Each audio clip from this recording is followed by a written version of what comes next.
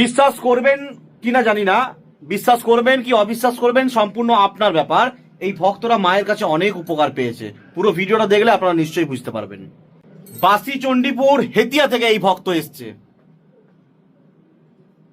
আজকে যে কথাটা শোনাবো আপনাদেরকে, আজকে আশ্রমে প্রচুর ভক্ত আছে এবং আজকে যে কথাটা শোনাবো মন দিয়ে শুনবেন, কতখানি চমৎকারী কৃপা পেয়েছে এই ভক্ত।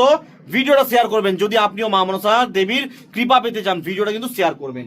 এই ভক্ত মায়ের কাছে পুজো দিয়েছিল, পুজো দেওয়ার পরে বাড়ি ফিরেছিল। 1 মাস পর ভক্ত কাজে গিয়েছিল, আর সেই কাজে যাওয়ার পর ভক্ত মাচাতে, মানে রঙের কাজ করে তো মাচা থেকে পড়ে যায়।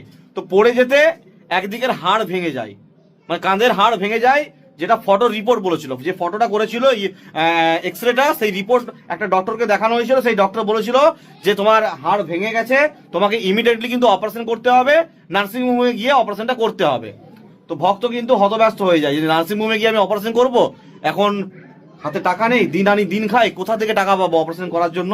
তাই ভক্ত মাকে ডাকে, তারপরে ওই এক্সরে রিপোর্টটাই ডাক্তারকে দেখায়।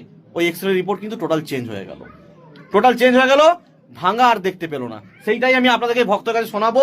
আজকের ভিডিওটা প্রত্যেকে শেয়ার করবেন, যতজন ভক্ত মা মনসা দেবীর কৃপা পেতে চান তারাই শেয়ার করবেন, আর যারা পেতে চাইছেন না শেয়ার করার কোনো প্রয়োজন নেই। প্রতি শনিবার ও মঙ্গলবার মা মনসা দেবীর মহাপূজা হয় মা মনসা সেবাশ্রমে। কোথা থেকে আসছেন আপনি? বাসিচণ্ডীপুর থেকে। একটু জোরে বলবেন। বাসিচণ্ডীপুর হেতিয়া থেকে, মানে বাঁকুড়া জেলারই? হ্যাঁ, বাঁকুড়া জেলা। আচ্ছা, কি হয়েছিল ঘটনাটা আপনার সাথে? আমি রং করতে গিয়ে আচ্ছা পড়ে গিয়েছিলাম ভাড়ার থেকে, মাচাতে পড়ে গেছিলেন? হ্যাঁ, দিয়ে মাচার থেকে পড়ে যায়, দিয়ে ঘরেতে ফোন করি যে আমি মাচার থেকে পড়ে গেছি। ঘরের লোক যে নিয়ে আসে, আমাকে নিয়ে এসে বললো তাহলে এখানে লোকালে দেখানোর দরকার নাই, রিপোর্ট করিলে আগে, একটা ফটো করিলে। আচ্ছা, দিয়ে তারপরে হাড়ের ডাক্তারকে দেখিয়ে নিবি। হুম, দিয়ে ফটোটা করিয়ে একজন ডাক্তারবাবুকে দেখানো হলো যে এটা কি, ফটোটায় বলছে দেখুন দেখিনি, দিয়ে বলছে এটা ভেঙে গেছে, অপারেশন ছাড়া কোনো উপায় নাই, তো এটা হাসপাতালে অত তাড়াহুড়ো করে করবে নি, এটা নার্সিংহোমে করাতে হবে। আমি নার্সিংহোমে আমি অত টাকা কোথা পাবো, কার্ড থেকে হলেও তো অপারেশনের জন্য একটা টাকা নেয়। আচ্ছা, তাহলে আমি অত টাকা কোথা পাবো? আমার খেটে খাওয়ার সংসার, আমি কাজ করি, আমার বাড়িতে 3টে মেয়ে, আমরা 2 স্বামী স্ত্রী। আচ্ছা, আপনি স্ত্রী? আচ্ছা আচ্ছা, এবারে আমি একা খাটি আর সবাই খাবার লোক সব। আচ্ছা, এবারে তাহলে আমি অত টাকা কোথা পাবো? আমি টাকা পয়সা নাই। তাহলে দিয়ে তবু ওই কার্ড থেকে করার জন্য চেম্বারে চলে গিয়েছিলাম, নার্সিংহোমে চলে গেছিলেন। দিয়ে যে এবারে বসে থাকতে থাকতে মায়ের কথা আমার মনে পড়ে গেছে, সেই রিপোর্ট নিয়ে, ফটো নিয়ে।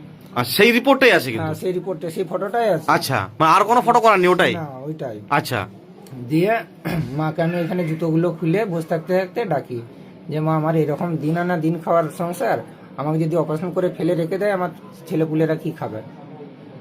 আমার ভাঙা যেন না দেখতে পাই, অপারেশন যেন না করতে হয়, আমার ডাক্তারবাবু যেন ফাট দাগ একটু দেখতে পায়। আচ্ছা, দিয়ে ডাক্তারবাবুর হাতে ফটোটা দিলাম, দেওয়ার পর দেখলো, দেখে বলছে কি হয়েছিল? আমি পড়ে গেছিলাম ভাড়ার থেকে। দিয়ে বললো সেরকম কিছু অসুবিধা নাই, একটা ফাট দাগ আছে হালকা। আমি মাকে ওইটাই বলেছিলাম যেন ডাক্তারবাবু ফাট দাগ দেখতে পায়, ভাঙা ফুটো যেন না দেখতে পায়, আর অপারেশন করতে যেন না হয়। তো ডাক্তারবাবু দেখে বলে দিল এটা হালকা একটা ফাট দাগ আছে, তো ফাট না হতেও পারে, ওইটা দাগটা আছে।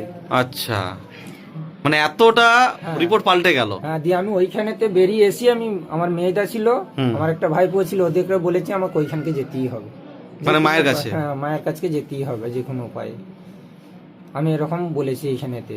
বাহ, একদম। আজকে এসেছেন আপনি, মায়ের পুজো দিলেন, তাই? আচ্ছা, কেমন লাগছে? ভালো লাগছে। তখন আপনি এসেছিলেন? না, তখন আপনি একাই এসেছিলেন? আচ্ছা, মায়ের প্রতি বিশ্বাস ভক্তি জেগেছে? হ্যাঁ, রয়েছে। আমার মেয়ে হাঁটতে পারেনি, আমার মেয়ে আছে একটা, 9 বছর বয়স। একদম, অবশ্যই নিয়ে আসবেন। মায়ের তো মায়ের কাছে বলে যাচ্ছি যেন ভালো হয়ে যায়, যেন আমি নিয়ে আসতে পারি, মা যেন দেখে। আচ্ছা, হাঁটতে পারবে, ঠিক আছে, নিয়ে আসবেন অবশ্যই। 19 বছর বয়স।